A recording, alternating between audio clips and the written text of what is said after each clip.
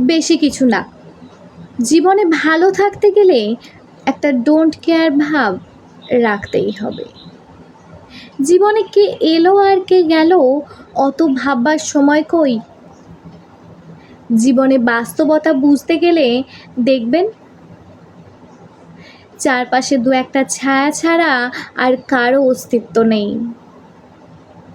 আর ignore করা শিখে গেলে তো জীবনের অর্ধেক সমস্যাই শেষ। আর হ্যাঁ, মায়ায় পড়া চলবে না, ওটা একটা ফাঁদ। আত্মসম্মান অবশ্যই রাখতে হবে, তবে ঘিলুবর্তি ইগো না। দুটো জিনিস কিন্তু আলাদা।